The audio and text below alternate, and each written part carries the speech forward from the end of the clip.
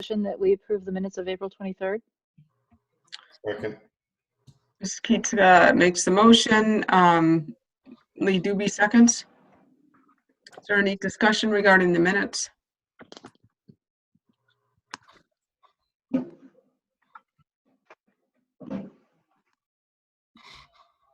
If not, Kat, could you take a roll call vote?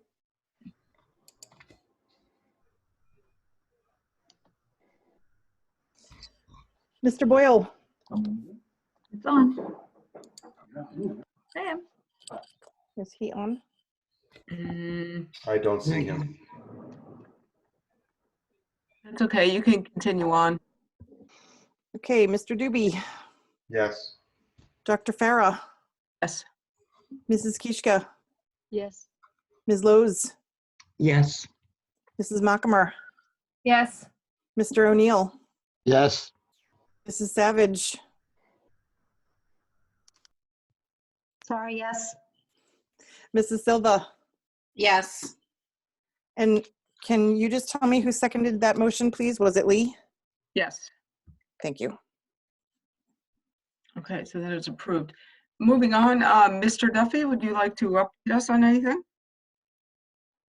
Yeah, just a quick update. So first of all, I'd like to give welcome back to all the students and staff after that well-deserved break. I hope we got that time off well earned. We're moving into the final stretch here. The last 4 weeks, it's coming to a close.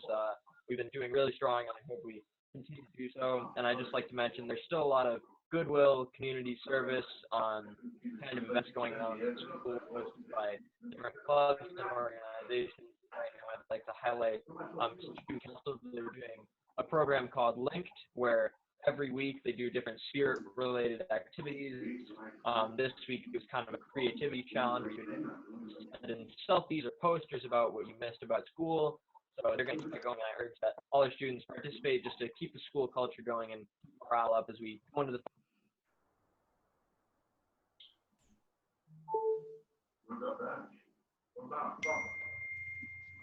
Okay. Thank you. Sorry, you cut out at the end, so I wasn't quite sure if you were finished. All right, thank you very much. And so moving on to current business, this next portion of the meeting will be in remote instruction update. So I will turn it over to Dr. Metzler. Thank you, Dr. Farah.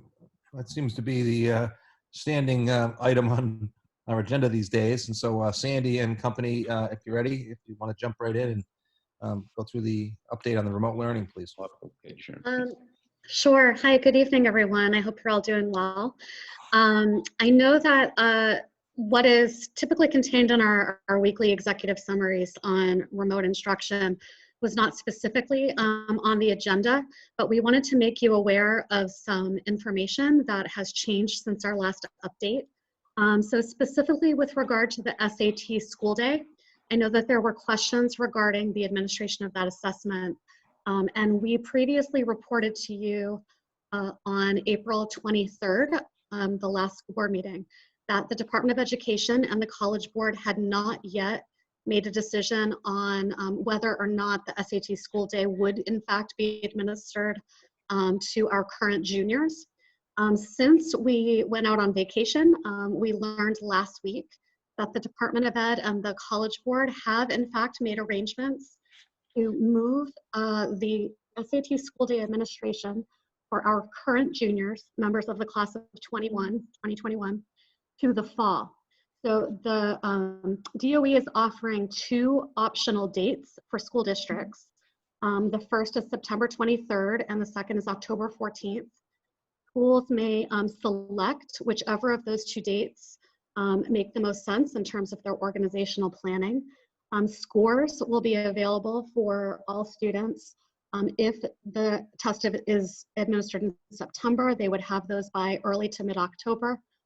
If the school chooses the October date, those would be available in late October or early November.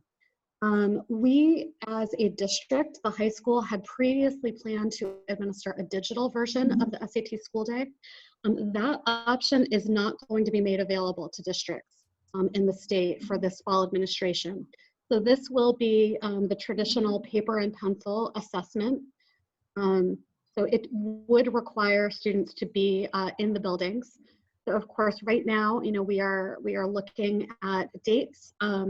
There is an SAT meeting for school leaders and district leaders in the upcoming weeks. So I know that Barry Children, myself, some other members of our team will be attending that to obtain more information about how this will work.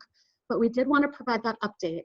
So, and as a reminder, the SAT School Day does provide members of the junior class who will be seniors in the fall and their families with an option to take this assessment free of charge at no cost to the families. So I know that was a question that had been raised. Information along these assessments changes pretty quickly, so we wanted to get that to you in case you had any questions. In terms of other SAT administrations, the College Board has also said that they plan to begin offering some Saturday offerings in late summer heading into the fall. They've tentatively scheduled a date for an administration on August 24th.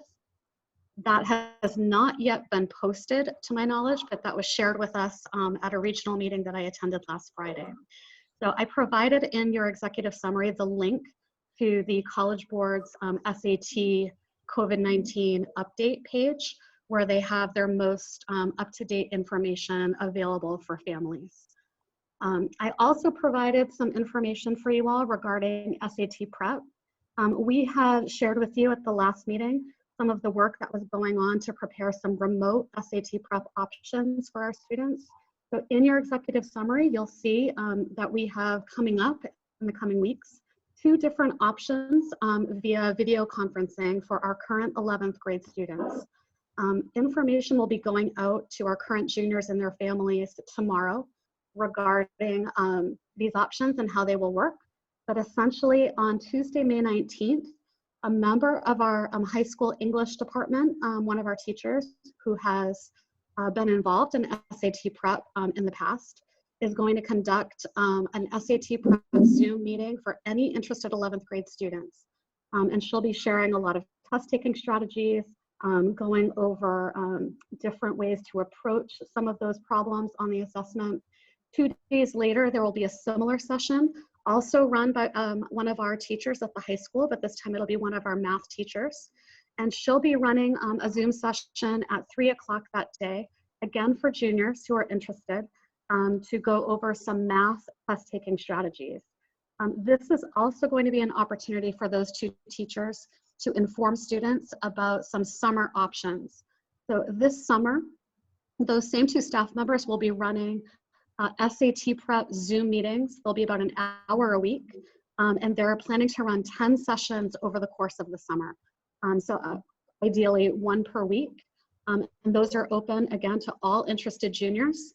And so information will be going home to those families and parents.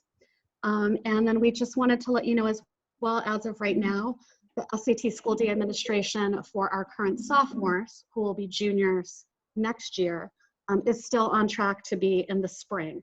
So this fall administration is exclusively for members of the class of 2021. So that really is the most, the information that has changed since we last presented to you. I wasn't sure if you had any questions about that. Any board members have questions? I just want to say thank you to the teachers that are doing the prep sessions over the summer. Yeah, we're really excited about that opportunity. So yeah, I think it's a great option for our students to get ready for this assessment. So really looking forward to that and very grateful for our teachers for stepping up to the plate and running these opportunities for our students. Mr. Henderson, I think is on here for a tech update. Before we do that, I just wanted to call your attention to, there's a brief introduction in the executive summary to a later agenda item regarding end of year activities. So you will be hearing more about that, specifically regarding high school activities, graduation, prom, ceremonies, etc. So that will be later on the agenda. I know Mr. Henderson is on here. I'm not sure if he had something really quick to update you on regarding tech access. Sandy, before we finish, are the students are taking AP exams now, right? The modified tests? Yes, those are beginning, I believe, next week. Those begin, that's correct. Good luck to all those students. Yes, yep. I know it'll be a new experience for all of them, but we're glad that the College Board was able to put together an opportunity for them to demonstrate what they've worked hard on all year and showcase their learning. So, Great, thank Great. you. All right, so I just had a couple quick updates. So action items that come out of last week was the follow-up with the families without internet access. We had 8 families that we knew of without internet access. We did follow up with those. We know of one family that still does not have internet access. That is their choice, we were told. And we are making accommodations with paper and whatnot. It is an elementary family that is choosing not to have internet access, so we have, again, made accommodations for them. The second item was the follow-up on Chromebook lead times this summer. As expected, there is going to be some issues around getting Chromebooks and technology or anything really during this time. We reached out to 3 distributors that we've used in the past. They've all confirmed that there's going to be supply issues, and they recommended that we place orders as soon as we possibly can to secure inventory on that. So what we did is actually today we released a RFP bid to go out to all the vendors that we typically used. It's also posted on our website, requiring what we're looking for, and we're closing that bid next, I believe it's next Thursday or Friday. I forget the exact date.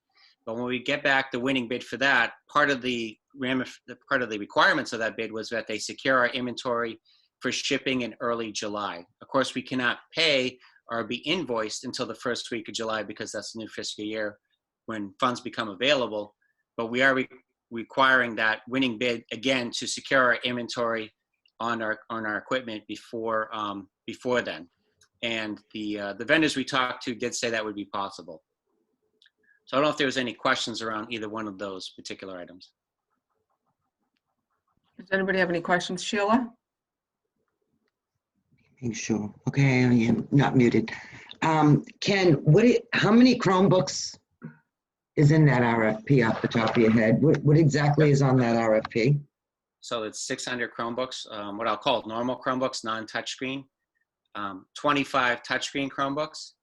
And then we also threw in the 25 laptops that we budgeted for student laptops.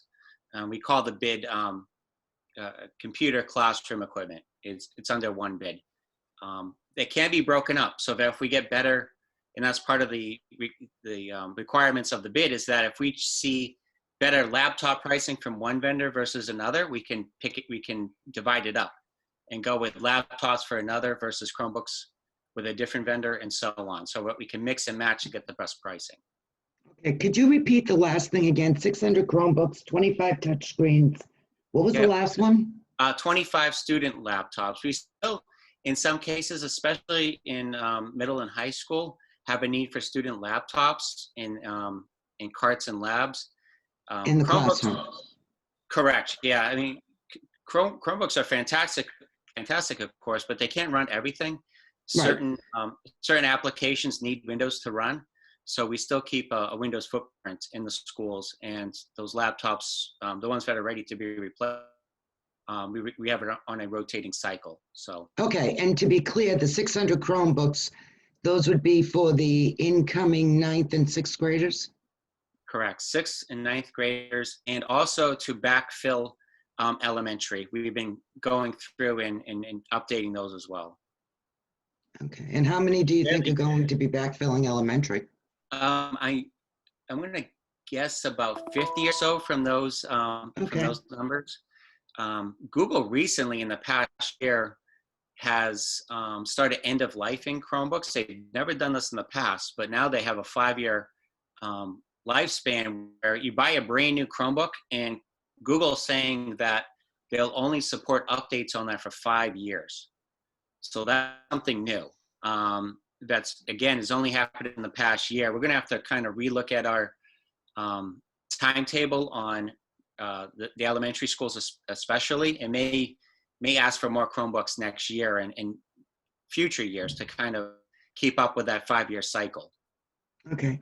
And the 25 touchscreens, I assume those are for the kindergartners? That is correct, yes. Is that like a couple each room or 3 each room, each class? How is that working? It's correct. It's a few for each room. We've started that a couple years, so this is like our 3rd year. So we're kind of trying to keep up with that. They're more expensive than Chromebooks. Right. I mean, I would like to get more, and maybe in future years we'll budget for more of those. Okay, that's all I was wondering. It just didn't seem like a lot. Thank you. Thanks. Yeah, 2 things. First, congratulations on getting online remote learning to every student in the district, except for the couple that didn't want to have it. Excellent job there. And then for most of the people on the board know that I'm a hope for the best, plan for the worst. If we do have to continue online learning next year at some point in the winter or whatever, are we prepared? Are we going to have enough equipment for all the kids to continue online learning? Yeah, I mean, we'll be in a similar boat next year if we maintain the course and just get the Chromebooks that we budgeted for next year. Of course, we did not anticipate any sort of complete remote learning scenario last year when we budgeted. I guess a question for the board would be, I presented numbers at the last meeting on what it would take to get to one-to-one district-wide, looking at tablets, touchscreen Chromebooks, and then Chromebooks to backfill what we would need to actually provide a one-to-one district-wide scenario. I didn't know if that was something you were considering or not. I will just say that if we are looking at something like that, we're going to have to move pretty quickly if we want to be ready for September anyway, because that equipment is being snatched up very quickly by many different sources. So, like right now we have 1,500 K through 5 students, and we've handed out roughly 300 Chromebooks. So what does that mean? It means we have roughly 1,200 students that are using home devices. We do have more Chromebooks, of course. We talked about that. I can accommodate maybe almost half of the 1,200 that are remaining. I certainly do not have enough Chromebooks or devices to go one-to-one K through or preschool, even through grades 5. So just something to think about and consider. I just wanted to put that out there. Really depends on your definition of being ready. We would be really in the kind of the same boat, I guess, if we continue as is for what we budgeted for next year. Okay. I think the board is, understanding what you're saying about how we're going to do this, but when we think about the needs, should we have to move forward in September with this? I don't want to take Chromebooks and make those independent of what could potentially be other even greater needs in terms of instructional technology that teachers and staff and admins are finding that they need. I agree that we need to make some decisions and relatively quickly, but my hope is that as the school year winds down and the teachers are entering, in my mind, it will probably be a rather lengthy professional development session because the school has ended early, that we have the board by the middle of June will have a very good idea of what we need to kind of plan holistically to assist remote learning moving forward. And that is one of our school board goals that we'll talk about a little bit later, is to try to support staff, students, teachers in terms of remote learning should we be in this boat come September. So I think it's great that we have that piece, but I think we have to look at holistically in the context of what other instructional technology needs there are, and how when the teachers and staff come together, they feel almost a ranking of that in terms of importance. That's my feeling. I don't know if Dr. Metzler wants to weigh in on that or not. No, Dr. Farah, that certainly it makes a lot of sense. I think as we look, prioritizing what we need in terms of technology and instructional technology, I think is important. I'm with you. I don't want to put all the money into Chromebooks, especially if we don't necessarily need to. But so we'll have to have some sort of executive summary and with some options. And to Barbara's point, we're going to hope for the best, but we need to prepare just in case. How do we hit the ground running if this is the way it looks like in September or some other partner in the year?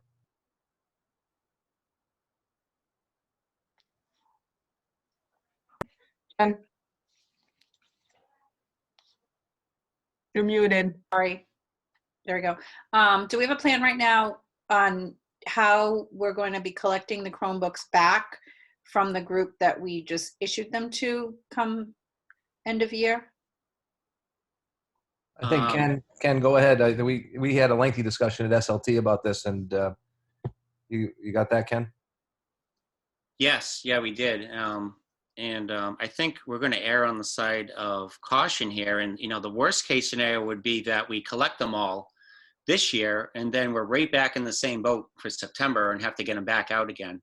Well, that's what I was thinking. Can we have them, hang on to them as long as we can, but what's that date that we would have to get them back in order for you to get them cleaned up and do whatever you have to do to put them back where they were? Do you know what I'm saying?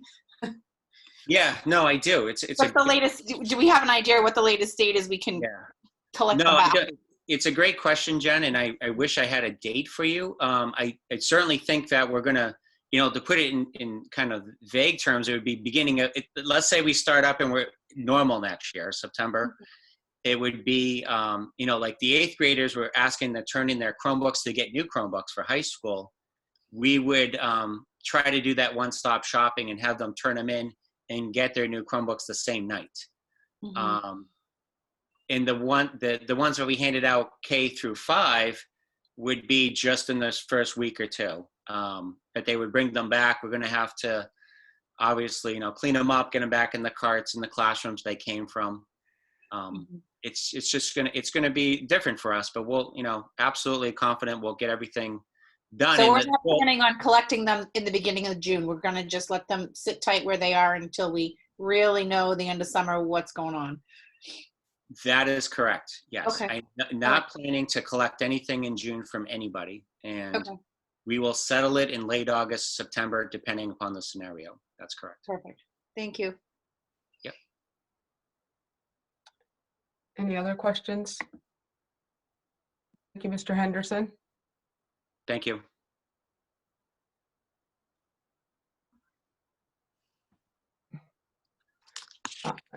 We're moving on to attendance and participation. Yes, so we wanted to update you on our numbers again. I know that we have Lucy Kanotis and Mark on with us, our elementary and secondary directors. So Lucy, do you want to share attendance participation for elementary? Sure. So you'll find in your packet that, again, we have increased participation over the last, or week 6, which is our last full work week.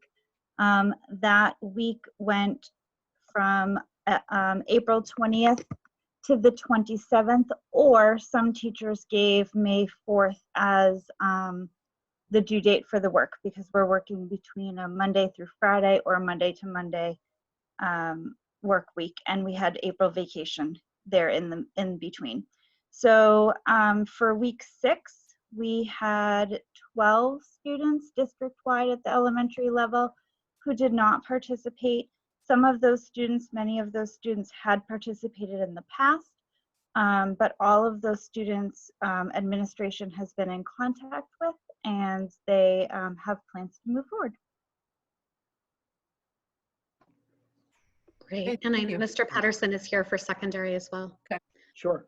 Secondary, similar to what we've presented in the past, just looking at the the participation numbers as percentages and pure numbers. So at the middle school, 3.1%, or 25 students in total were absent or non-participating in week 6. So looking at that a different way, 96.9% of all of our middle school students were participating in most of their classes in week 6. So again, it's a tremendous lift to get those teachers to work with those kids and the administrators to reach out to those students that weren't participating and getting them to participate. High school had actually identical percentages, slightly different numbers. 3.1% or 34 total students were not participating. At the high school, I looked at the data a little bit differently, or I looked at it at a different level, and also looked at those kids who weren't participating in now, maybe they were just participating in one class and absent in all their others. And in that regard, we're at 5.6%, or 61 total kids were absent in 4 or more of their classes. So again, we're looking at percentages of 94.4% of our students participating, and those, we're right around 95% participating on a weekly basis in this, and that's right around what we're looking at with our daily absentee rate. So we're really doing a really good job with our teachers engaging these kids, and I have to give credit to the administration and the counselors who are reaching out to those families who are not participating, those students who are not participating, and really trying to figure out what they can do to help those kids and work with those kids to get them what they need and get them the supports that they need. So again, hats off to our teachers, administrators, and counselors.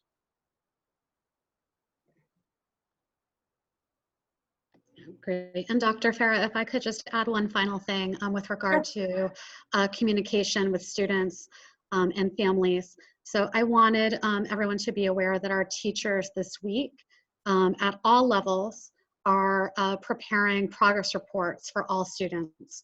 So with the change of our final day of school for students, our elementary and middle schools are on trimesters and the high school is on quarters.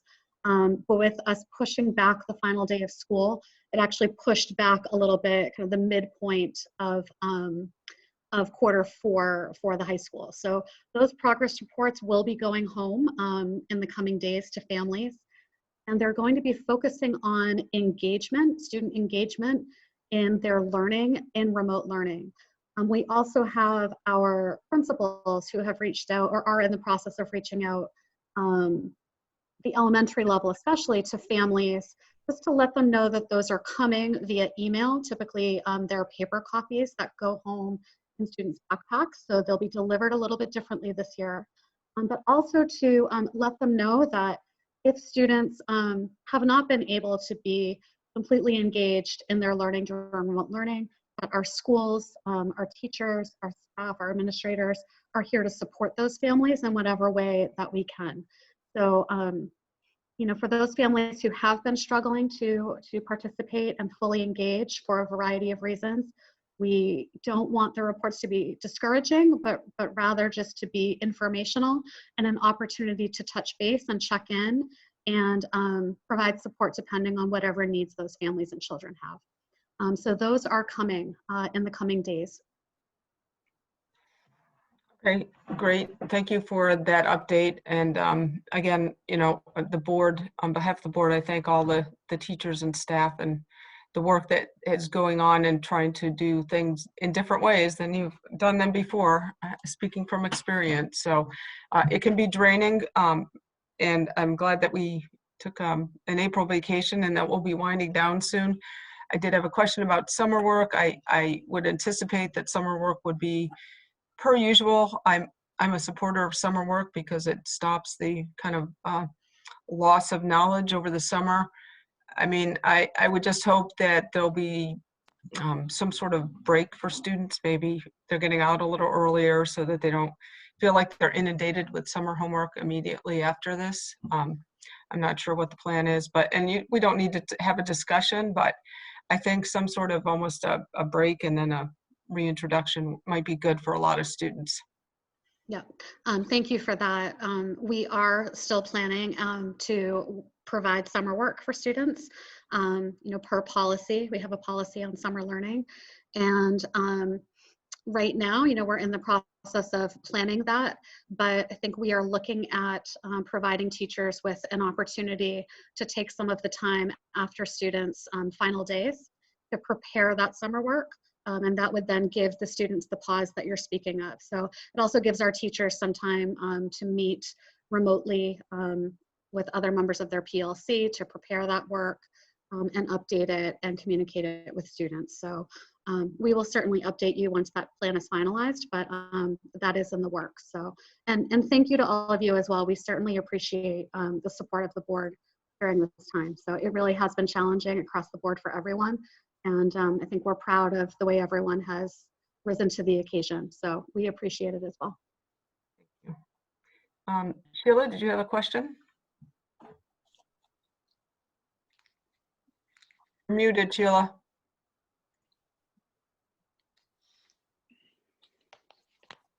Sorry about that. The children are done on the 29th, and obviously grades going to have to be put together, summer work and all that good stuff. When exactly are our teachers on summer break? I mean, I know there are 180 days, but I don't know how this works in, because plus we have beginning of next year, correct? Yes. Yep. Or I'll let Dr. Metzer answer that. Yep. Sorry, Sandy. It's that June 18th, 19th day. The 18th, 19th. Okay. Somewhere in that window, whatever that last. I don't have that right in front of me, but Yep. No. It's the 18th. The 18th. Okay, that makes sense. And I know this is probably putting the cart before the horse, Sandy, but professional development for the beginning of the year next year? Yes. Are you asking if we're working on that right now? I'm asking if you, if you know, you're looking into. Yes. So we, several of us, our leadership team, we actually met with the leadership of the TTA the Friday before vacation to start talking about what the end of the year can look like for our teachers, to make sure that we are providing them with the tools they need, the information they need, the time they need to both wrap up this year, but also to obtain any type of new learning that they may need or be interested in for the fall in case we are in this situation. So we are working on that. We actually just had a call about that this afternoon, and we'll be finalizing that and connecting again with Mr. Richmond and working as well with the TSSU. As for the fall, we have limited days, professional development days before the school year, but certainly depending on how things play out, that will have to continue to be a focus of what we provide for our staff. I just to make sure they're all ready to go. I guess I was asking because I wasn't sure if there was already specific development that we as a district are looking into to gear towards remote, or to gear up to it, just in case we're back where we are. There are some options. As you can imagine, there are a variety of organizations out there that are all trying to throw together some PD for educators. So we certainly want to make sure that if we are providing anything, we're vetting it and looking into it and making sure that it's relevant and worthwhile of their time. We also want to be respectful of the other tasks that our teachers have to complete at the end of the year. And so we're trying to strike a balance to make sure that we are supporting and not overwhelming and providing them what they need. And it'll be an ongoing effort through the summer months as well. So I appreciate you asking about that. Thank you. Thank you. Dr. Farah, if I could? Yes, go ahead. Yeah, the additional work too, and Sheila brings up a good point. The additional work, if you want to think about transition, so our professionals, whether it's from first grade to second grade, fourth grade to fifth grade, whatever, we're going to have, this is a completely new situation for us to find out how did the year end and how does the new year begin? What does curriculum look like? Is there backfilling of things or concepts or skills that we perhaps, and we're going to have to take a hard look to assess kind of where we are and where we're going in that regard. it's different. It's just going to be a completely different year of transition. So I think that professional development will be some of that, because there'll be some new ways to take a look at what we just did, and how do we begin the next year. I know there are, some parents have expressed concern. You think in March, April, May, and June, did my son or daughter or my child really complete that grade? So, we're going to have to shift and adjust, and our curriculum team is going to be looking at that, as well as, right down to the classroom teachers. So I think having some of this time between now and in the middle of June is going to be good, because we get a chance to reflect, and then we get a chance to plan, and then we get, and we'll be in good shape to start the next year. But those teams are really going to have to take a hard look at those transitions. So that's a new challenge. Thank you. Thank you. Jen? Just one quick comment about summer work. And I know last year I brought it up individually with some people, but I just want to put it out there again, because I think it's, again, going to be a challenge, especially this year with what we've got going on. But when teams look at summer work, to really take into consideration some of these half-year courses, students don't always know if they have a class the first half of the year or the second half of the year until later in the summer. And if they have the class the first half of the year, as it's been, they have summer homework due for that class if it's the first half of the year. But if it's the second half of the year that they have a class, then they don't have summer homework due. So I just think summer homework for a half-year class is very unfair to put on students, especially if they don't necessarily know what their schedule looks like. Kim, want me to jump Go in? ahead, Dr. Metzler. Yeah, so Jen, that's a good point. I think Sandy, everybody's on, so they've heard it. So I think we're going to need to make adjustments to summer work. Summer work is probably going to look different too, based on the experience our students just went through, for these 3 months. So I don't want another month of what we just did. So we're going to have to be creative, and certainly don't want to create situations like that just complicate things even more. So I think Sandy, take the notes, and we'll have to take that into consideration. Maybe that's something we don't do for half-year courses. Thank you. Great, thank you. Moving on, I think it looks like pupil personnel services. Good Kim? evening, everyone. Oh, Kim? sorry. I'm sorry, Barbara, I didn't just see wanted, you. sorry, just one more thing for Sandy. Just wanted to reiterate what Kim said before, that we are looking for feedback from the teachers, from their PD, about what they need from the board to help them be successful in the fall.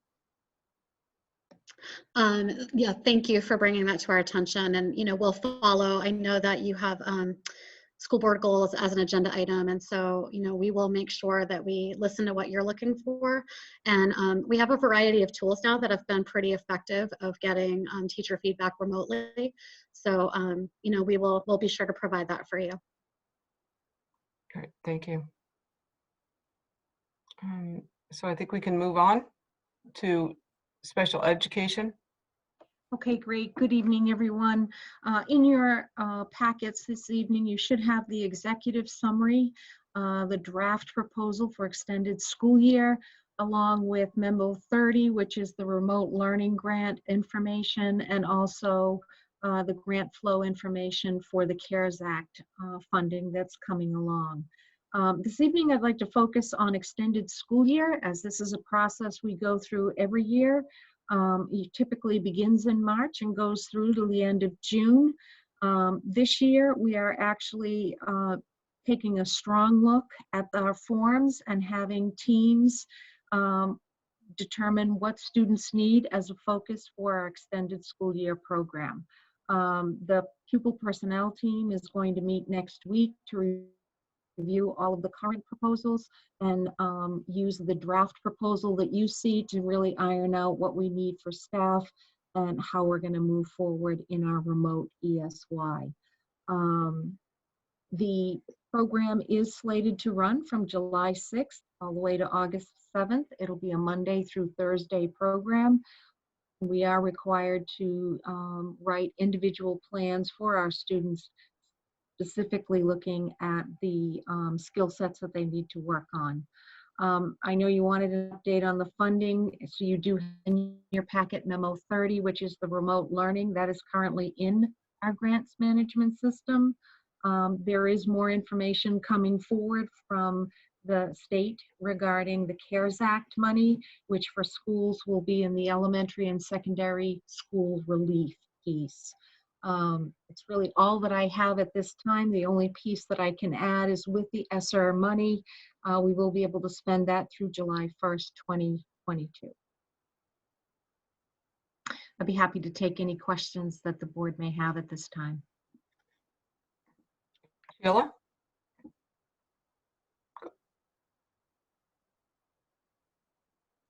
You're on mute, Sheila. I know.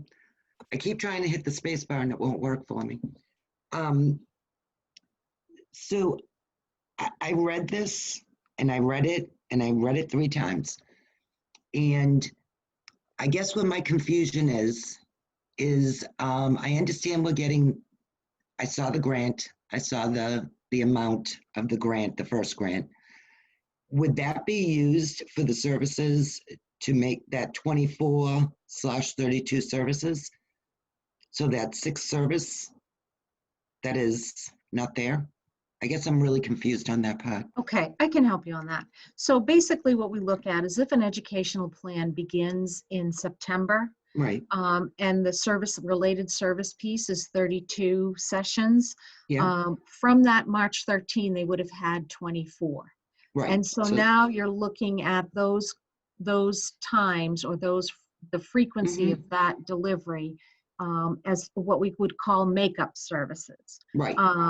And that again, as I've presented before, is not a one-to-one, but really what you're looking at is the extended school year form guides the team, and the families are a member of that team to really look at what they want to focus in on for those 5 weeks regarding those pieces. But the reason why that 24/32 is in there is so that we can see that that is for planning purposes financially a piece of it. Okay. You know, to answer your question regarding the remote, yes, we could use that remote learning grant for a piece of that, but keep in mind we do every year plan for extended school year, and that's the reason why I added the information regarding pupil personnel team meeting next week to really take a look at what we're going to need financially to provide the necessary services for our kiddos. Okay. And do you think, and I hate to I hate to put pressure on this, but I want to make sure that if we need to, we are able to encumber some funds. So, you know, I hate to put the pressure on, but I want to make sure that we have the funds available. Well, and I think we'll get a better sense of that. You know, we have some educational plans that even though we've moved forward with a May 29 end date, they're actually going to June. So our teams are doing a great job in terms of moving them forward. And my hope would be that at the next meeting, we could have a more well-defined piece for you in terms of financial, because we do understand that you want to support that. But it depends when you're having teams and parents that are looking at what they really want to do in terms of spending the summer with a remote ESY. We want to be real practical and thoughtful about that. Right. Okay. I didn't realize that some of them still went till June, so I'm glad you mentioned that. Yeah, Thank you. you're welcome. It's a revolving process. You know, so we will have more of a good indicator for you at the next presentation. Great. Thank you. You have a question? Yes. Have we made movement from the last time we met until now on how to get some of these services to students for the last 4 weeks in May? In terms, I'm not sure I understand your question, Jen. Well, I think the last time we met, there were some families who weren't really getting a lot of the services. And so I guess my question really is twofold. Have we made any progress in getting those services to students? And if we're still going to be operating remote over the summer, what's going to change between now and summer?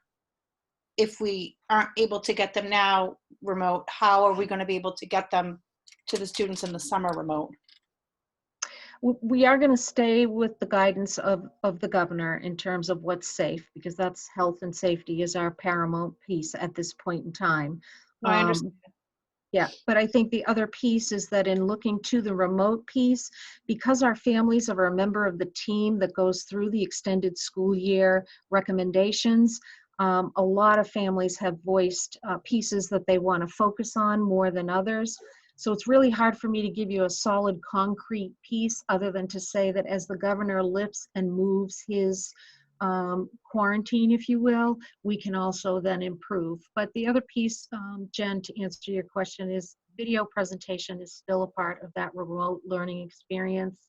Some parents are waiting on some of these services, but there is a piece where we are moving forward to take a look at vendors and what they're able to do.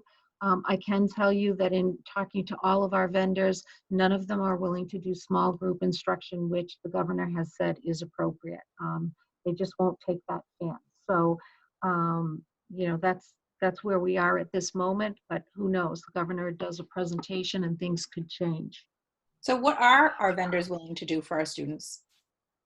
Vendors are going with the CDC recommended cleaning procedures, and vendors are starting with phase 2 now. Keep in mind, they weren't willing to do anything in phase 1, but as we move into phase 2, they are looking at being able to do one-on-one services. So in line with the services, another piece that our teams are really grappling with is we have students who have been identified as students that might qualify for special education.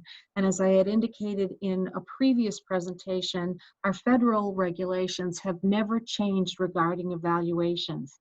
And there are so many barriers to doing an evaluation remotely. You know, I could give you all of those pieces, but I can tell you they're significant, from copyright laws to certification pieces that have to be kept in place. The feedback we've received regarding evaluation from families at this point is that they appreciate the work the teams are doing to look at as much information as they can, make determinations that they can, and then we do have evaluations that we still want to complete. So vendors coming on, following CDC recommendations, could be something that we are able to work on in the future as they come on board. And we do have a number of vendors, OT, PT, speech, that could help us out. But it's going to be more towards the end of our 5-week, or some of them may be able to do it because there are vendors in August, later August. But for the students that are going to need to have to look at what they want to work on to make up what was missed in the summer, how are we going to, I guess I'm not really following, how are we going to provide those services in the summer? How is that different than what we're doing now? Well, we haven't had vendors that have been able to open up their businesses. That's the first piece. And so as they're able to open up their business, they have the personal protective equipment. They will be able to do some pieces that families are looking for. I'll give you an example of visually impaired students. Some of their services have not been delivered in a method that we would need to have a one-to-one piece, but they are willing to bring on single students and work with them over a period of time.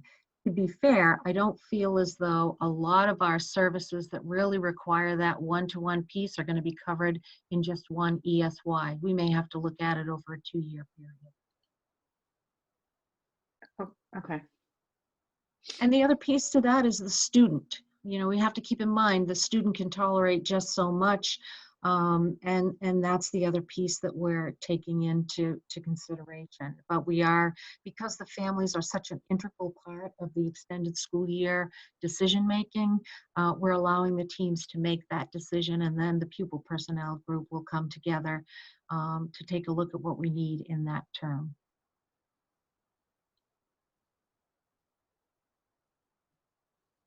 Okay, all set. Thank you very much, and we Thank you. will move. We'll move on to the remote learning contract update. So Jeff should be on now and available to kind of go through the next couple, the vendor and the food service. That's right. Very good. Thank you, Dr. Metzler. You should have in front of you an executive summary captioned remote learning contract update. And we had really three main services that are being provided to the district, or three main contracts, which the services are not being fully provided to the district at this time. And those are regular education transportation, special education transportation, and food service. So I'll start with regular education transportation. So we have been working with our vendor. They've been very, very cooperative in this regard. I'm very pleased to. Sorry, can I interrupt for 1 second? I don't think I have that. Was that in our packet? Page 23 of 39.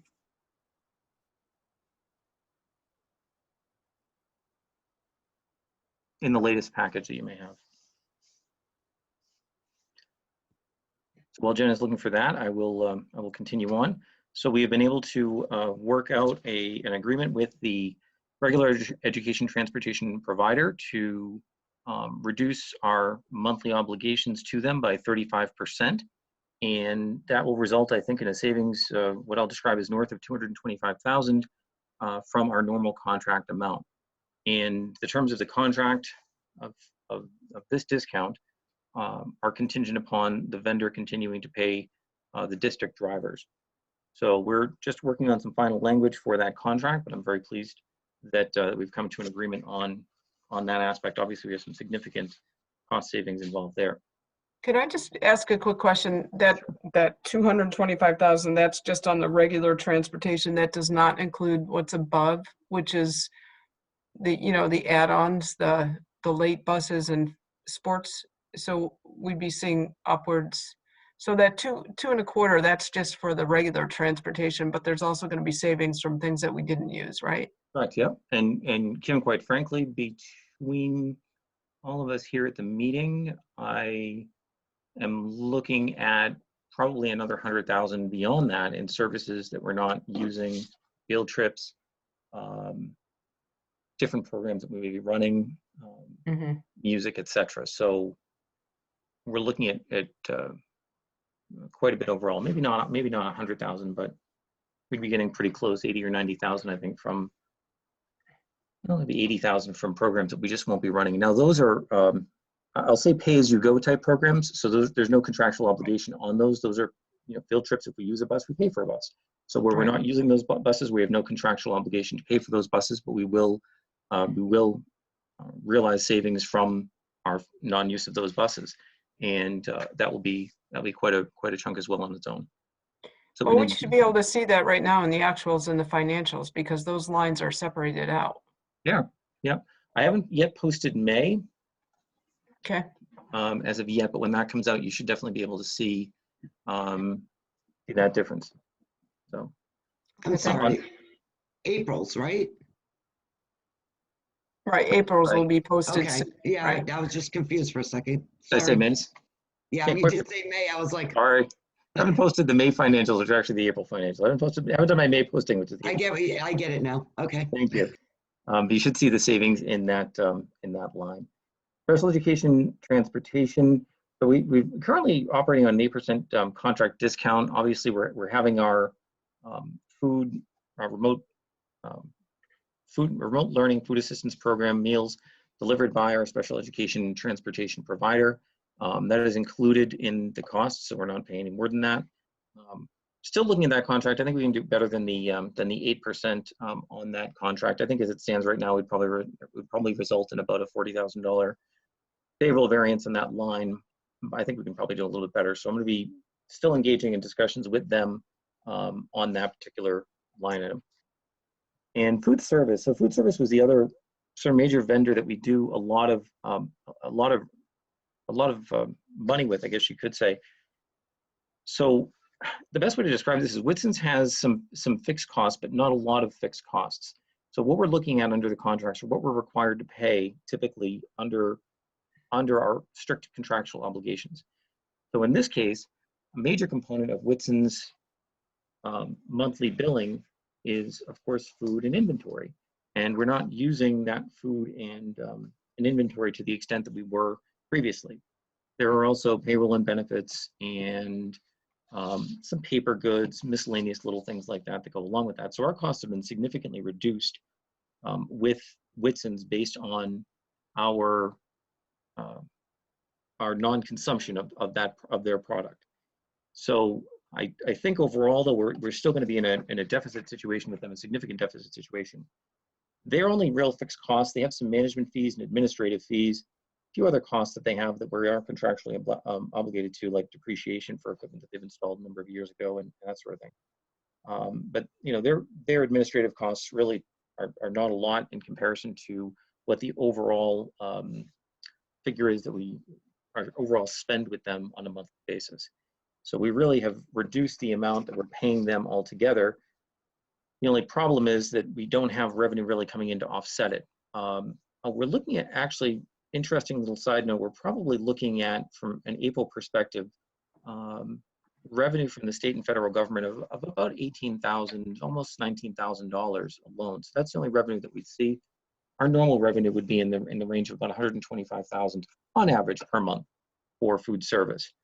So we're taking a bit of a hit there, even without the food costs, because we're not selling as much food. We're still looking at a deficit in that fund, in the food service area, of about $50,000 a month, and most of that really is in wages. About $63,000, I believe, last month in wages. So, you know, in terms of working with that vendor, we really are benefiting from the fact that our variable costs we're not paying really, and the fixed costs really aren't a huge component of that contract. Okay, so good. It's wages that were, so those, Whitson's is still employing all those food service workers and we're paying Whitson's? Yep, correct. So none of those workers have been laid off? Correct.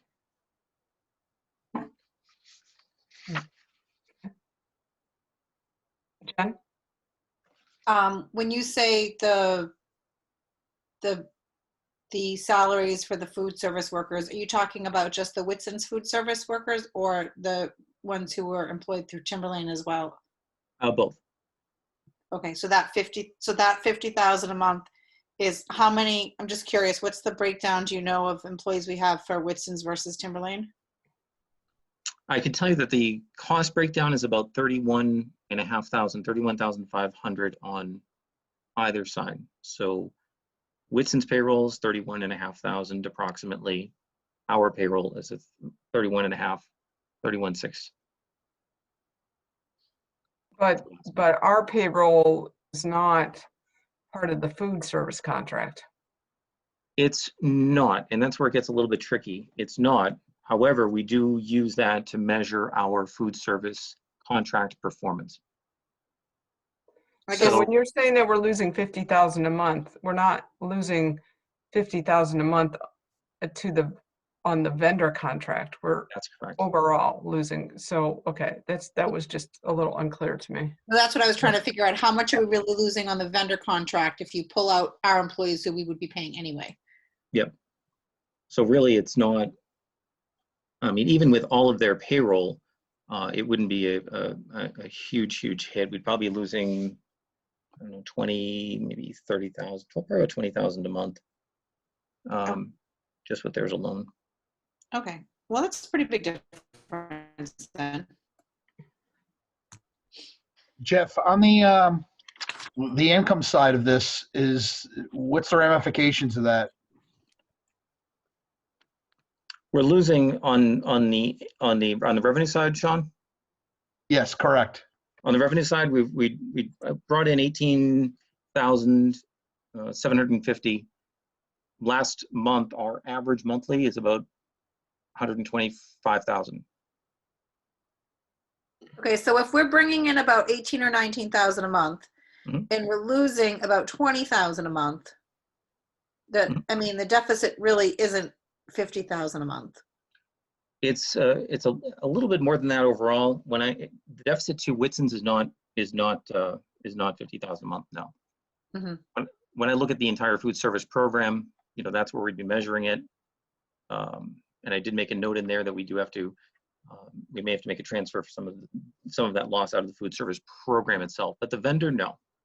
no, Right. and that's Yeah. I'm just looking at it as a big picture when we think about, okay, so, you know, we're paying our, you know, our paras, we're paying our secretarial staff. I mean, we're still paying everybody. So yes, we would still pay our food service staff.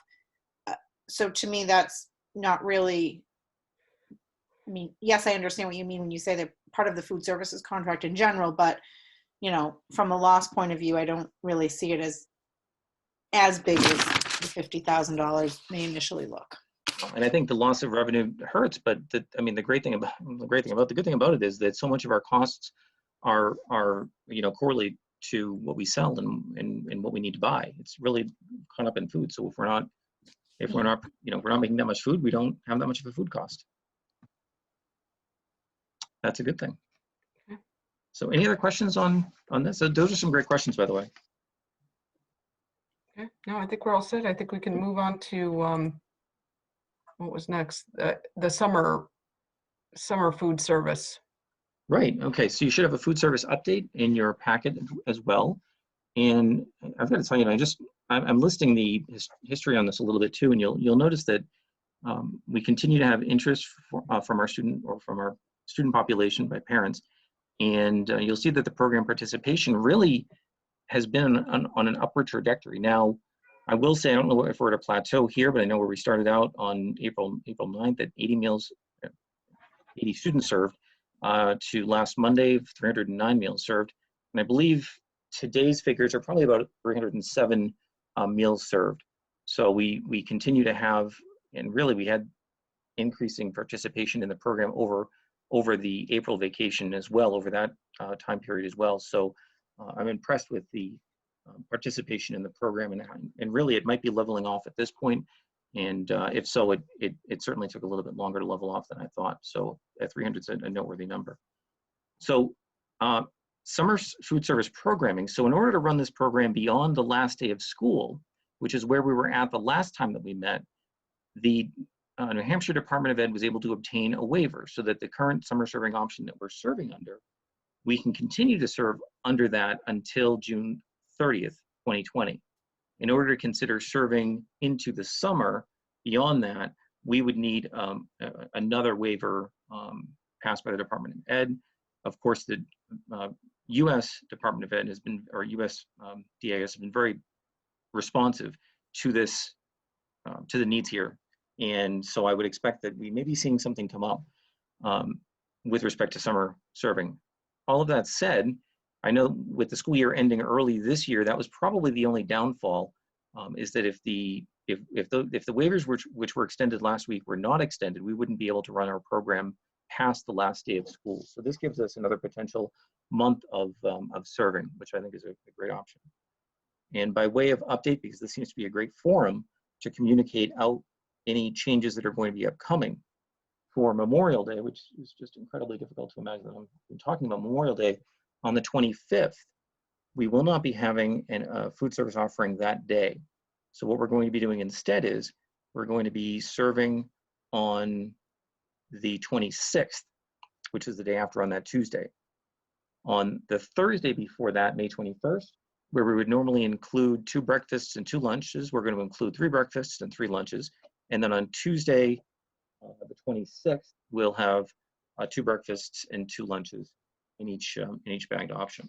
So it's a little bit of a shift due to that Memorial Day holiday, but we've got it covered, and we'll be noticing our program participants as we approach that date. And that's it. Great. Any questions? No? Okay. Thank you very much. Moving on, board members, in your packet there, and after that update on the summer program, there is a calendar of end of year events that it's a proposal, but it's really pretty much how they're going to move forward. So that's more just informational, and we're letting the staff and the superintendent work that through. So hopefully that will be all posted in one place for anybody in the district so that they'll be able to see that at some point. Dr. Farah, if I could? Yes. Great. Well, thank you. Yes, we shared this as information only. I know it says proposal, but I wanted to take this opportunity to thank all of our principals, they're on, and certainly if, as chair, if you had specific questions, but they wanted to share these events. A lot of planning, ton of work went into this. And I also just wanted, this is for students, especially the graduating students. I know we talked a little bit about an August 1st deadline, and there's no real deadline. We want to make sure we hit the right events, but some of these things we need to plan and have, and we may get some other word from the governor, and we might be able to do more than what's here. But this is where we are right now, and so I appreciate.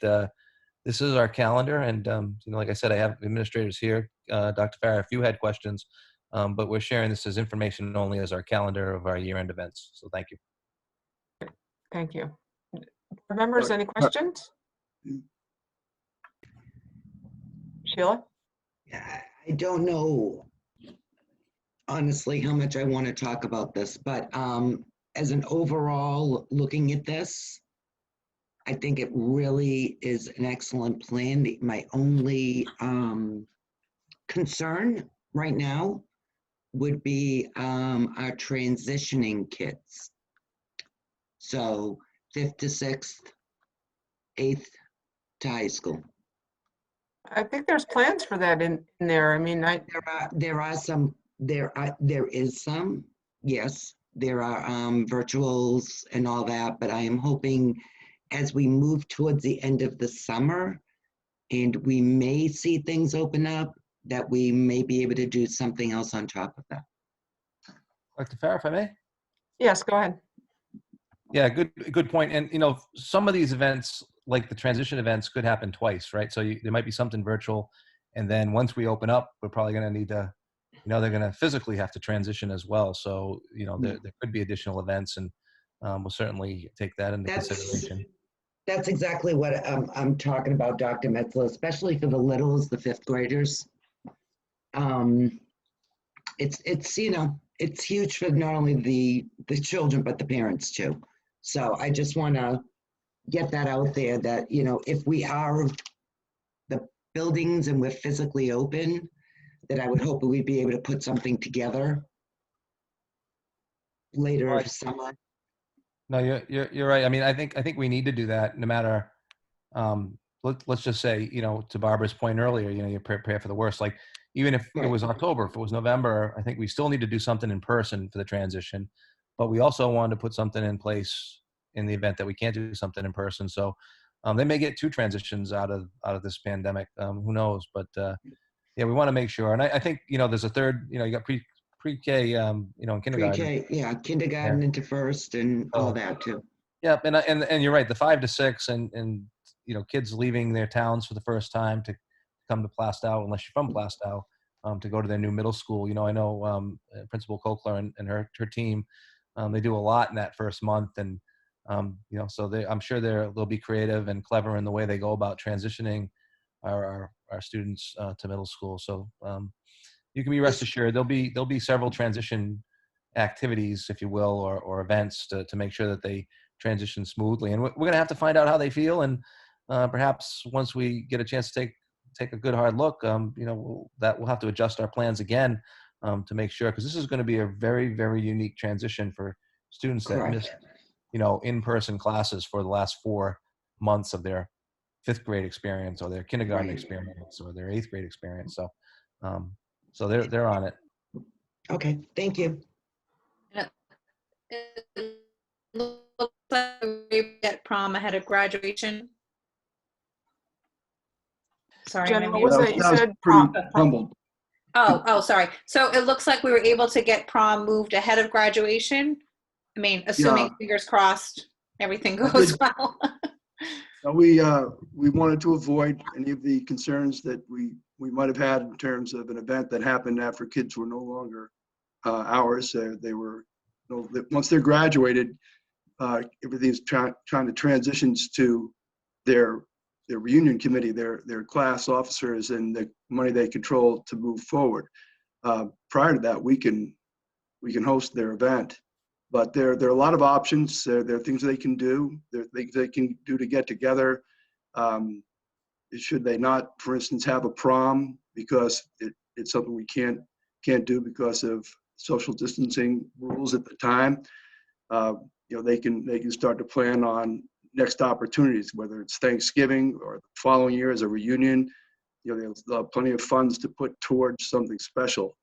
It's not what we want right now. We have a scheduled prom with a grand march, and it's on the 14th. But that's hopeful. That's what we want to do, and that's what we'll do if it's appropriate, if it's safe. But if it's not, we don't have a backup date during the summer, because we're looking at the 18th as a graduation date, and that was something that we were advised was probably going to be the limiting factor on events for the senior class, that like a prom or a cruise afterwards.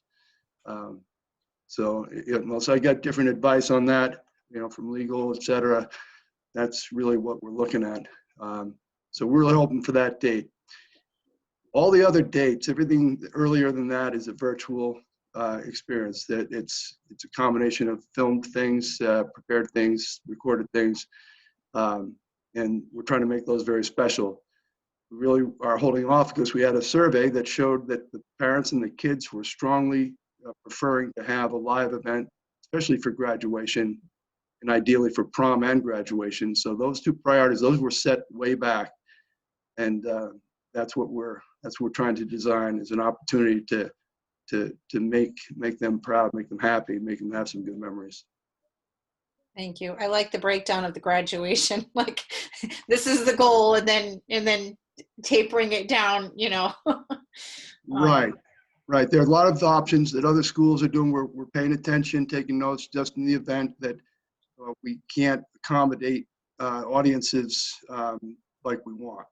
So yeah. you can see that progression there in those options. Some really neat things that people are doing, but again, it gets into the area of a blend of something that's virtual and something that is live. So you might have small group opportunities that take a few days even to achieve, in terms of giving out people's diplomas with family nearby, but you have to keep your numbers down to fit whatever the circumstances dictate. So we would wait to finalize any plan like that, to try to have the most involvement of families and with their students, and students with those students as possible. A lot of work, and I thank you. That's what we want. Kim, can I just ask a really quick question? Yes. Sorry. So will the juniors and seniors for awards nights, will they still get the typical letter that was sent out, to let them know that they're on the list, they've been selected for a scholarship or a junior award? Will those letters still be going out from the district? So they know. I'll have Scott Strange talk to the junior senior awards night, and Heather Cronin can talk to the scholarship night, because they're working on those now. But Heather's unfortunately not with us, so I'll just take both of those. So yeah, we are looking at those for the end of June. Well, obviously before the graduation date. So we will have those events coming up, but they will be virtual. They're pretty tightly scripted events, so we're going to be doing that where as many people as we can involved in completing that script and doing that script. All those letters will go out to let them know they have won an award or a scholarship, and they should be watching that event to find out which one of those they are. Perfect. Thank you. You're welcome. Great. Thank you very much. And I think the last thing we have on here is a financial update, which I think, Mr. Dowd, I think we've covered most of this under our other updates. We really have, and the only thing that I will note, it's a little bit surprising actually, but you'll note in that, memorandum there is, I believe Susan Rasco had mentioned earlier, the CARES funding that we're waiting for an update on from the Department of Ed. The reason that that's important, the grant itself is, it's enough money. It'll be over 100,000, perhaps 140,000 or so, but the terms of that grant will help us to understand, or help me to understand, what our direction is going to be going forward with setting up expenditures and what will be covered by the grant. And some of the terms of that CARES Act require that, for example, we honor existing contracts that we have. Well, what does that mean? So I'm going to be on a call with them on Monday to sort those out. It's going to be a statewide call, so apparently they've finally gotten some some information or clarification from the U.S. Department of Ed on that. They've been waiting a long time for it. We've been waiting a long time for it. The good thing is that that grant is retroactive. So expenditures we may have incurred that may qualify under that grant, as I understand it, we may be able to include in that for reimbursement from the state. So that's the biggest thing out there right now. I think everything else we've pretty much covered though. So any questions on that, you can let me know. Okay, any questions? No, I'm not muted. Okay, great, thank you very much. Moving on to the CIP and facilities update. I don't know if Mr. Paradis wants to take this or Brian. It looks like what we have here is a 5-year plan for facilities along with an organizational chart. I don't think we'll be going through this in any detail because the CIP committee hasn't met, but I think it's good that we have that. And in terms of the facilities org chart, is this just informational or is this a change? This is, I can speak to that, Gary, and then you. So we took a look at obviously our goals during the year, and one of them was to present an organizational chart. And Gary and I talked the other day, and he was interesting because he said, I thought this was your goal. Well, remember when we hired our director, we said let's give the director an opportunity to reorganize and have an organizational chart. And so Gary's put together this in terms of an update, and they appreciate it.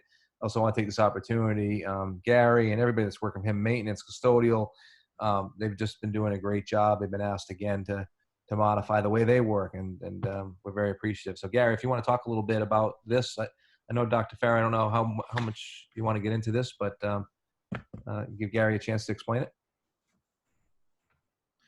I think we're just going to briefly look at this. I mean, this is more of a CIP, and we don't want to enter into a long conversation about this. I'd like board members to just take a look at this because this will go to the CIP committee.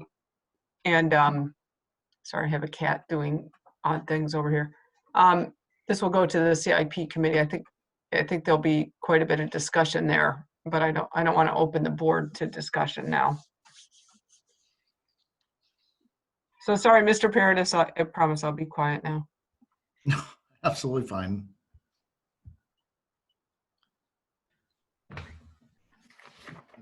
so do you want me to talk about the organizational chart, or do you want to? Sure.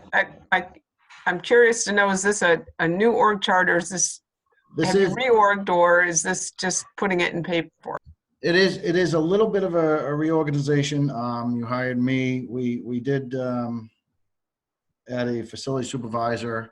The maintenance, grounds, and custodial have stayed the same. We did add a custodial person, but other than that, it's almost what it used to be. We did, like I said, Sarah, who is now our facility supervisor, takes on the role of a day-to-day operation, which allows me to concentrate more on projects and the CIP, whatnot. I think she handles more of the ordering. She handles, I'm going to guess, up to 50 calls a day when we're in school with teachers or staff calling for issues. She dispatches that through work orders and whatnot. She does help me with the capital improvement. So yeah, it is a bit of a reorganization right there. Dr. Farah, if I could, because you had asked about changes. One of the changes was a board recommendation. If you look at the chart, you look under the maintenance department all the way down on the bottom, you'll notice general maintenance. That's carpentry, like a general contractor kind of person that in the past that was an HVAC or a plumber. We have the electrician. So I think we've modified based on the skill sets of the people that we have on the team. And this, I guess you can get into this more into the CIP and the projects and those sorts of things. But I think we have all the skilled people that we need to do so we can do a lot of the work in-house. We don't have to go out for some of our projects. Great. Sheila? I have I have a comment and a question. The comment is, I do believe we do need a carpenter on staff. Absolutely. We're missing a carpenter. I think we do need a carpenter on staff. The second thing is, Gary, help me out here. Who's Sarah? Sarah's a facility supervisor. When did, Back in, I believe, back in January. we approved a facility supervisor position back in January? So there was a facility supervisor already, which was Mr. Mills. Right, but So- we didn't, I don't remember seeing us hiring anybody to replace Rodney Mills. I know there was a secretary that Mr. Geary had at one point, an AA, but I don't remember seeing anybody. Somebody's gonna help me. Right, that secretary had left, and we apparently we combined those two positions to create the facility supervisor position. Great, but I don't remember approving any facilities supervisor position at the time because we were reorganizing. Am I wrong here, Brian, or help me out here? This is the first I'm hearing about it. Okay. Because Sheila, to your point, maybe we should come back to this discussion. Yeah, thank you. Let's come back to this discussion. The other thing I'd like to ask on this is, you mentioned that your facility supervisor is getting upwards of 50 calls a day. Do you not have an automated work order system where people can electronically submit non-urgent requests to your facilities? That is, we do. But there still are emergencies that come in. There are vendors that call. And if I'm out, obviously she's fielding those calls for me. Dr. Farah, can I, if I could, for a Sure, second? go ahead.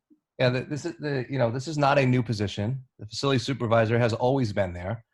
And we repurpose positions. That's the superintendent's job. It's not something the board approves. So these are positions that we already had and we filled them. And we reorged as we did, because we talked about this as a board, reorg with the new facilities director. So these were people that we had on board, positions that we had in the budget, and we're using them effectively in an organizational chart to get the work done. So these are we didn't create anything. These positions have always been there. That's not what I said. Actually, the reorganizational chart, if I remember correctly, when this was presented to us before, Dr. Metzler, I believe there was a little bit of pushback on that facility supervisor position. And that's why I'm a little confused right now, for a lack of a better word, dumbfounded, that we now have somebody in that position when the board talked about this before and we went back and forth on whether we even wanted to have that position filled. This person worked in the athletic department prior to being transferred into this I department. understand that. She was, I believe, Angelo's administrative assistant. I understand that. But that's, Correct. you We know, repurposed positions that we already had in the budget. what we had with for people, a facility supervisor. with people that we already had on staff. Anybody else understand what I'm saying here? I do. I'm just keep hitting my thing. I understand what you're saying, but I don't remember specifics like as you do. So I would say, can we do a little bit more? Let's bring this back at another time once I can have a better understanding of what that previous discussion was and what this looks like. But I understand Dr. Metzler's point. If this is just a reorg. But I also understand your point, Sheila, but I'm not up to speed enough to figure this out right now. And I don't think it's going to be beneficial to go back and forth when most of the board isn't quite understanding. So we'll come back. Dr. Metzler, maybe you and I take this as an action item to discuss and clarify this when we meet next. Tim, Brian might have something to add. Brian and then Jen. Yeah, I just had a quick question. I agree with the superintendent.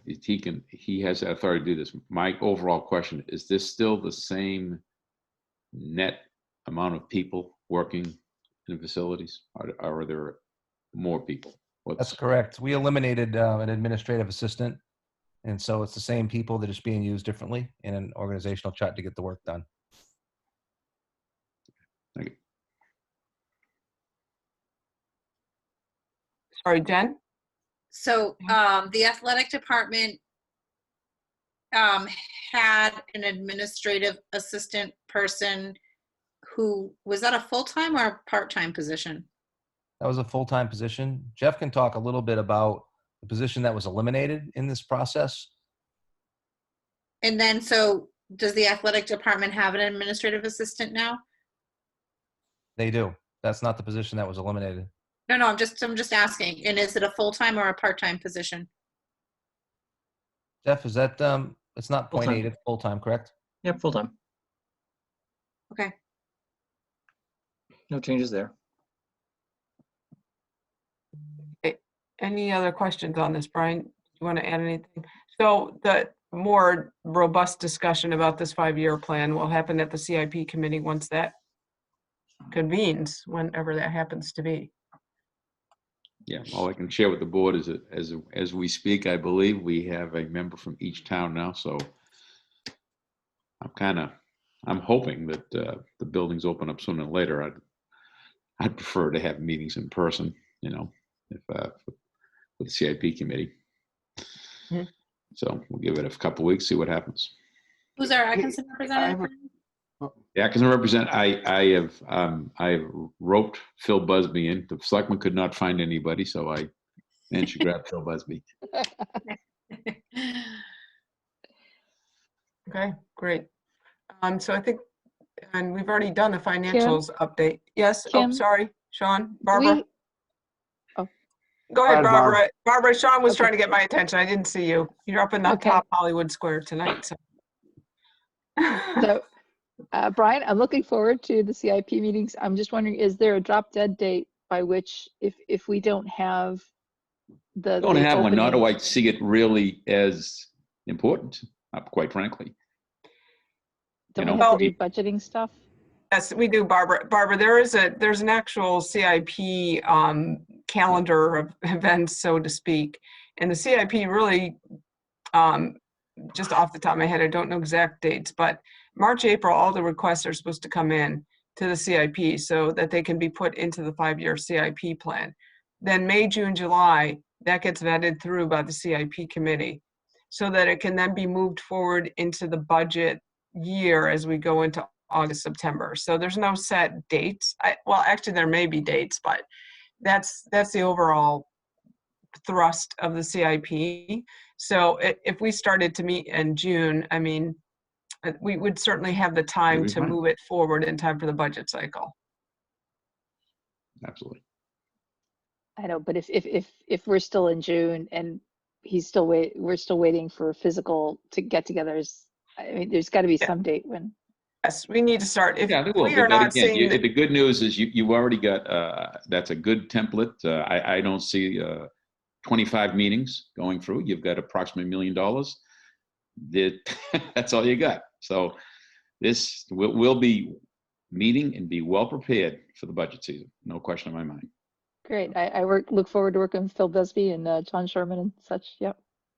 but I think, and somebody can take this as an action item, these are projects, but we need to update the CIP with the backup documentation to support why these are needed and where these numbers came from. That's that big binder that Sue Sherman used to have. That needs to be updated and provided to the other board members because just a list is not going to be sufficient as justification for these projects. Because I can already tell you, I can see projects on here that I'm not necessarily in favor of and why they're prioritized certain ways. So somebody needs to get that up to date, and we also need to get the Excel spreadsheet up to date as part of this committee. This template is great. It gives us a 5-year plan, but it doesn't give us any supporting documentation. And that needs to get back in behind this template.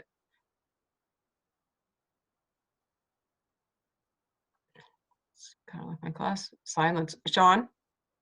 Yeah, I was trying to get your attention earlier when we're still talking about the facilities org chart.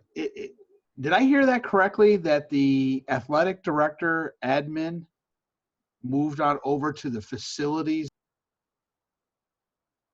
You're on mute now, Sean. Yes, that's correct. Okay, thank you. We had it was a transfer for all intensive purposes. Okay, so we'll come back to that facilities org chart at another meeting, I think. Right, so moving on, we've had the financial updates. The school board goals for 2021 are in your packets. This was updated late today because I realized that I did not have those in there. They're probably way at the end. Yes, they're one page. They're down on page 37. Thank you to Mrs. Belcher for making them in a better format. So some of these are similar to what we had last year, but you know, there are certain things that really kind of jump out for those that are listening. And I know we have a lot of administrators on here. One of our primary undertakings this year will be developing the new organizational structure for the new SAU, incorporating current Timberlane staff. So we want to rest assured staff members that are Timberlane that this new SAU will just become, it's a single district SAU, but it will be incorporating the current Timberlane staff as part of the SAU. And the superintendent has provided the board, which I have not sent out to the board, a template for potentially what this SAU org could look like. It would probably, in some sense, be larger than the current SAU, which has 14 employees, but then it would also include people who are solely Timberlane employees. What it's based on is the requirement from DOE, and if you go back to the withdrawal plan, what the services are required from school administrative units. So there'll certainly will be some, you know, reorganization, but it will certainly, the new SAU certainly is incorporating current staff. One of the things on remote learning is that we're committed to trying to ensure that staff and teachers have what they need to support remote learning should it continue. I'm not going to go through all of these. There were just a couple of highlights. Financials, obviously, we're trying to look at the impact of the pandemic on our current budget and look at encumbering funds no later than June 1, 2020, or having a very good idea, as we may have some, especially in the special ed services, funding that is not, that we still need to be looking at over the summer. So it sounds like we have a good idea of that. In terms of facilities, we're still working towards developing, we have a 5-year facilities plan now, but I think we need the backup documentation for that. An item near and dear to my heart is a proposal for solar energy on some of these district buildings now that we've re-roofed. Budget, trying to get the budget sooner is always a driving factor for the board. And culture and climate, we continue to offer to all union groups an opportunity to attend school board meetings and update us.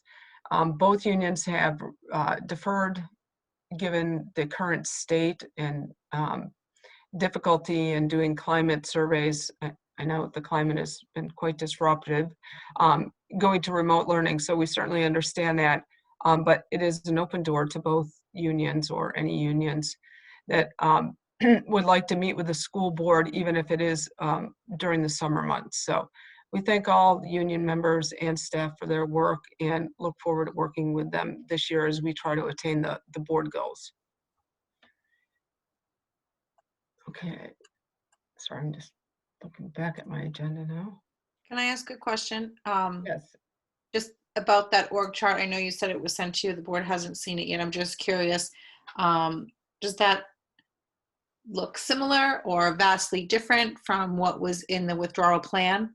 It looks, it looks very similar. Well, it's not, I would say it's not vastly different. Okay. And I will send that out. I just keep, I think about it and then I get distracted by something else. So I have it here on my laptop. I looked at it today. I meant to send it out and I didn't. So that should be considered a working document. It's not, should not be, you know, sent out to the public. We'll probably have discussions with council as to how that works out. For those that didn't get the opportunity to watch the SAU meeting, we have not yet started negotiating with Hampstead regarding the withdrawal. We do have a mediation date, June 11th. We are looking to try to move forward and do mediation so that we have a much better understanding as we move into the next academic year, how the staffing is going to look. But I would not see any major disruptions in the Timberlane staffing or the SAU staffing. Sorry, I don't want to scare people. But we're just trying to, we have a year to transition, and we're trying to take as much time as we can to do it in a very organizationally prudent way, and to give people plenty of notice as to how, you know, how things may shift around, and to bring up people on board so that when the new SAU forms in a year from now, that we are up and running without any loss of continuity. So, being said, that was school board goals. Moving on to the administrator's report. Before I do that, board members, I will be sending you out a link shortly to a separate Zoom meeting. We do have a personnel report coming up here. If there are any questions about nominations, retirements, please just request that a non-public. And what we will do is we'll recess this webinar and we'll move into a different Zoom meeting. I'm going to forward you the link to that meeting, and then we'll come back for any action onto this webinar. So this meeting will recess. We'll go into a separate Zoom meeting, and then you'll have to log back into this one. Everybody follow that? Okay. So I'm going to turn it over to Dr. Metzler. I'm going to send out this email while he's speaking. Great, thank you, Dr. Farah. I don't have a lengthy administrator's report today. Additional items in the board packets include the middle and elementary end of year tentative plans to accompany the high school's plans, survey results with respect to remote learning, and a copy of the high school's parent communication regarding the year-end activities as requested at the last meeting. As I indicated last night, this is Teacher Appreciation Week. You know, our teachers have been nothing short of remarkable in terms of what they've done. So, you know, we want to thank them and congratulate them on another great year. And also, this past Wednesday was Nurses Appreciation Day, and again, where would we be without our nurses? I mean, they take care of our kids in so many ways, well beyond just medical concerns. They're just great assets, and this board has always been great, making sure that every building has a nurse and even a floating nurse to cover when nurses are out. So again, our nurses, we thank them and appreciate them as well. So I didn't have anything else for a report this evening, Dr. Farah. Okay, so I guess we can move on to the personnel report. We got to the personnel report. Excellent. So you have the personnel report. How I know you just explained how we're going to handle this. So we're gonna Right. Let me just hold on. I'm scrolling down because I really should have just printed off the agenda, but I need to. Oh wait, that's in a separate document. Hang on one second. All right. So I would like to handle resignations and then retirements and then move on to nominations, because I would expect that if there's going to be any non-public discussion, it will be on nominations. So if you could present the resignations first, and we can accept those, and then the retirements, and then we'll move on to nominations. Excellent. Perfect. That was my question. So the second section of your personnel report, you have resignations. We have two. They're official. Alexander Brown is a middle school science teacher, and Matthew LaFond, a Sandown Central teacher. So I'd be asking the board to accept those resignations for the end of the school year. All right, and at the risk of trying to do two things at once, but that's okay. Let's accept those resignations. Kat, can you take a roll call vote, please, on the resignations? Sorry, we need a motion. I'll motion to accept those resignations. Yeah, Jen makes the motion. Second. Any second? I'll second. I don't know. Brian, I heard Brian. Brian can have it. It's fine. Okay. I'll let you have the next one, Sarah. All right. Okay, Kat, go ahead. It's been a long day. Okay, Mr. Boyle, Yes. Mr. Doobie, Uh-oh. Lee, Go on, Kat. he It's just okay. unmuted. Oh, okay. Well, now he muted again. Dr. Farah, Yes. Mrs. Kishka, Yes. Ms. Lowe's, Yes. Mrs. Mockamer, Yes. Mr. O'Neill, Yes. Mrs. Savage, Yes. Mrs. Silva, Yes. Mr. Doobie. How about this time? Is my mic now plugged in? You're We good. gotcha. All right, so that's going to be a yes from me. Thank you. Okay, thank you. Moving on to retirements. Great. Just a resignation, just a clarification.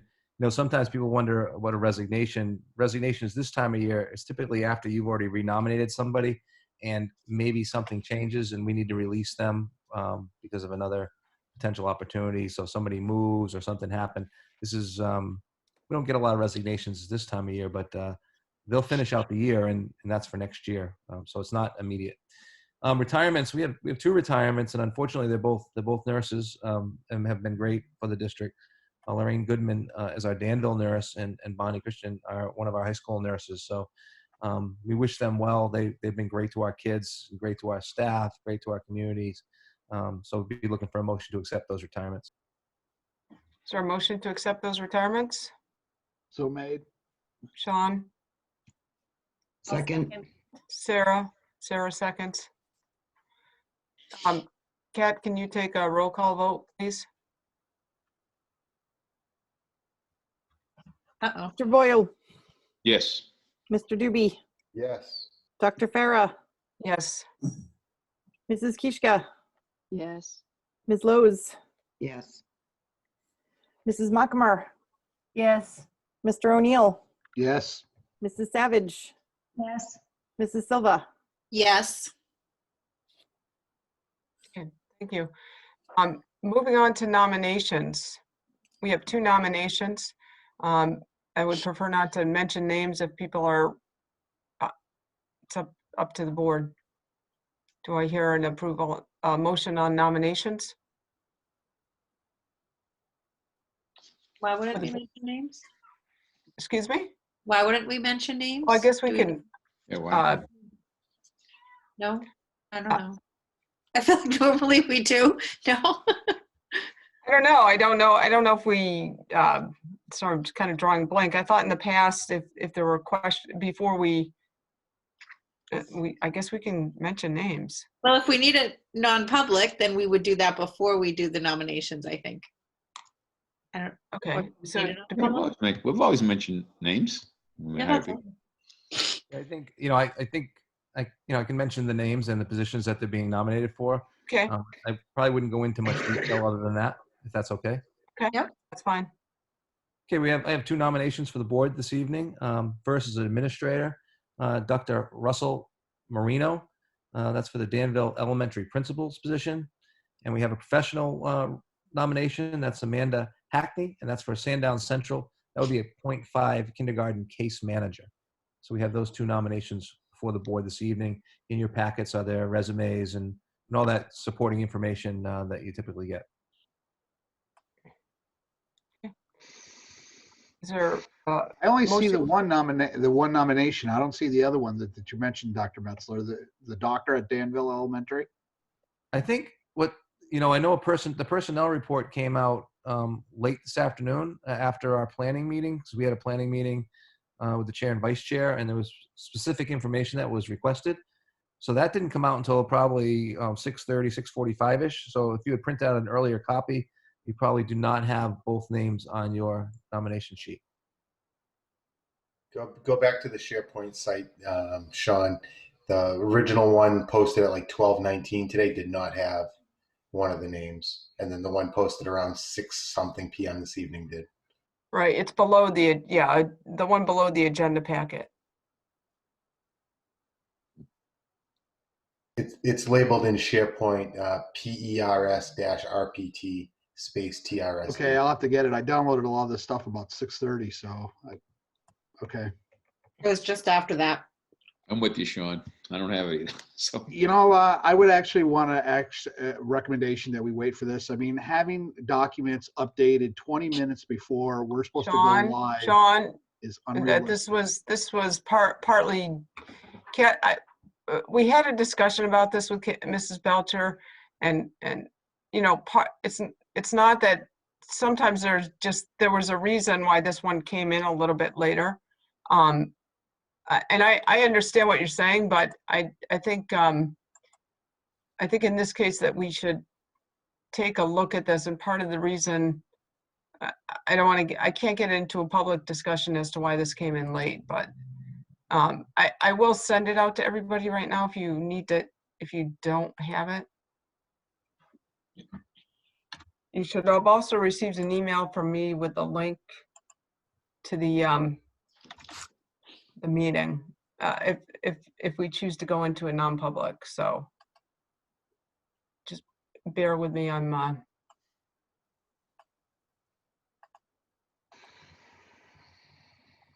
If you check your email, you'll see this for people that need it.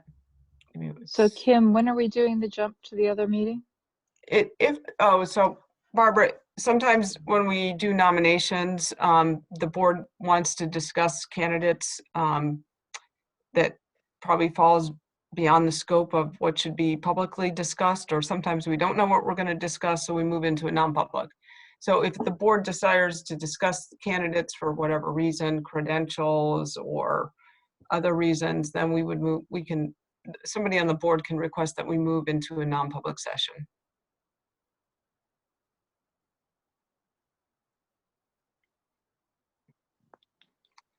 So I have just sent you that, Sean.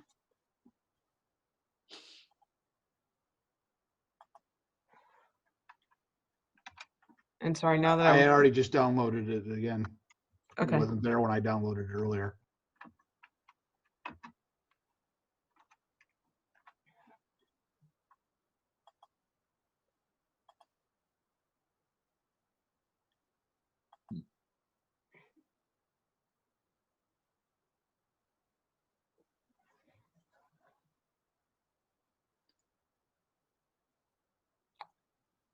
I'm just giving members of the board a chance to look at it if they haven't had the opportunity to look.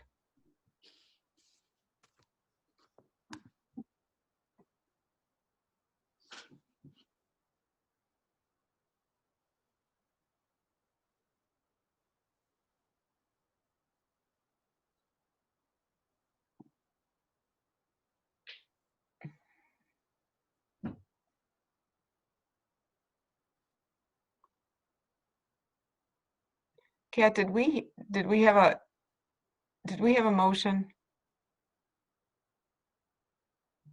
You did not have a motion for this yet, no. Okay, thanks.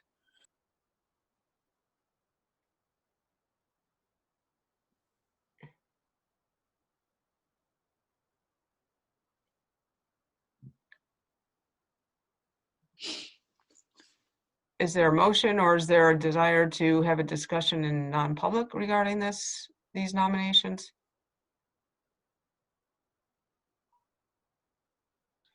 did you, Kim, did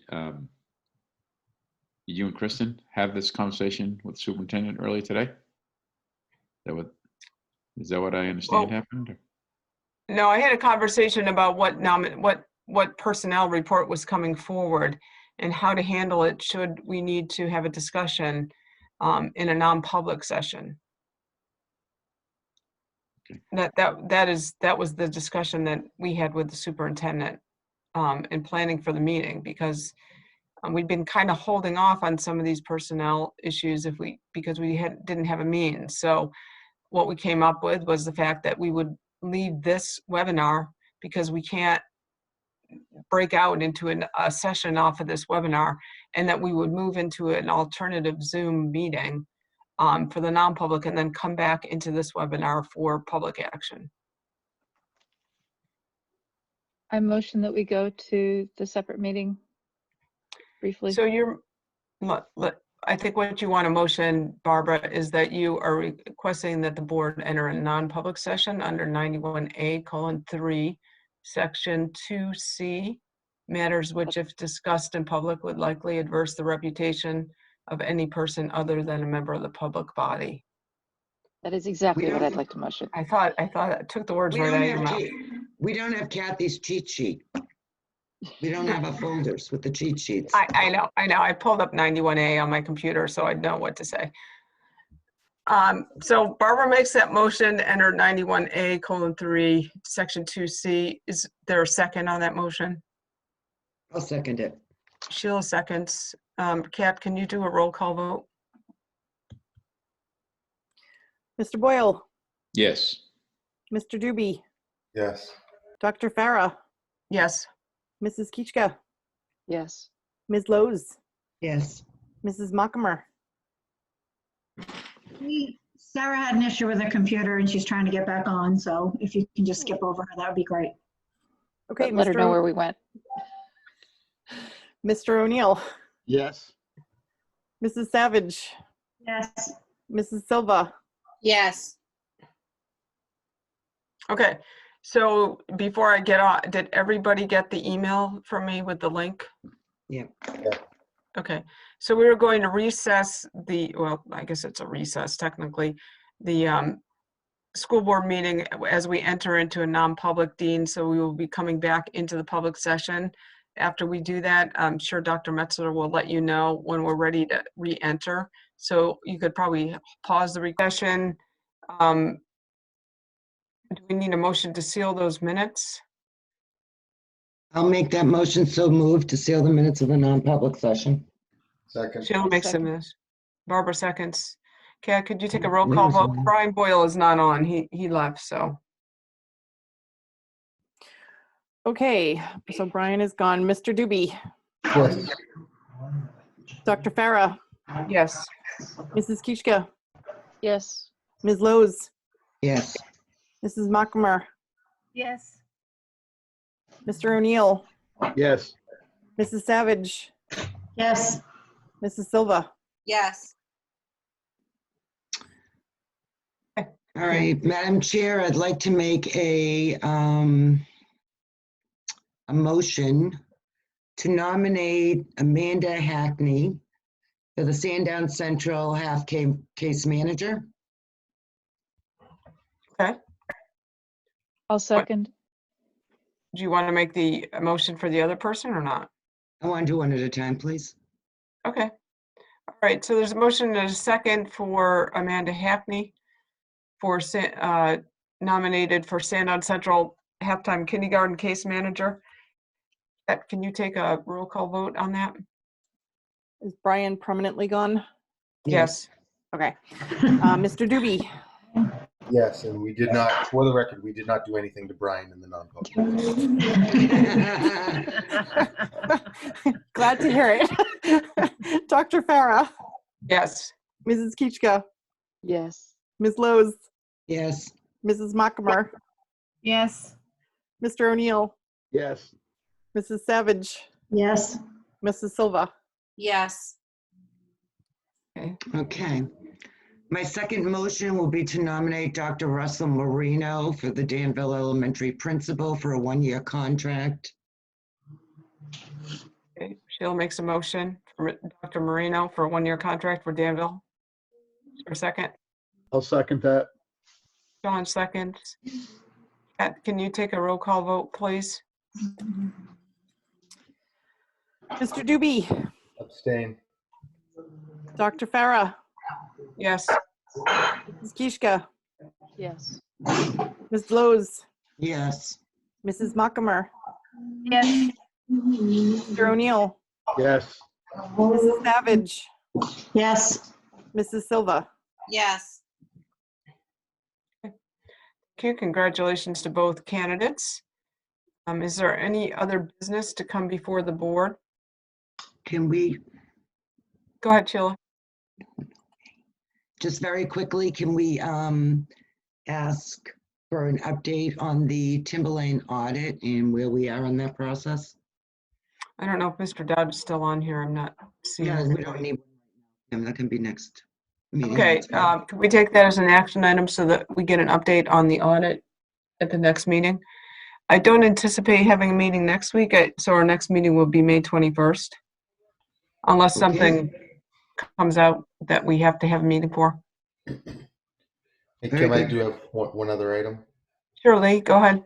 I'll make it brief. This is related to the student trips. I know there've been a lot of parents concerned about the student trips, particularly the trips with EF tours and their refund policy. Just want the public to be aware that I have been in contact with the Massachusetts Attorney General's office. I filed a consumer complaint with them. I've been in communication with them. They have begun discussions with EF Tours. I actually spoke to the AGO's office yesterday. They let me know that they are extremely troubled by how EF Tours or Education First is actually handling the situation. They expect an announcement about this soon. They didn't define what soon is, but I would encourage parents that are affected by this, if they have not done so already, file a consumer complaint with the Mass AGO's office. That will only help further the case, but I do want the public to be aware that that is a going situation. Awesome, Lee. Thank you for doing that. Yeah, thank you. Super. All right, anything else for the board? Okay, that being said, then we'll adjourn at 9:43. Thank you.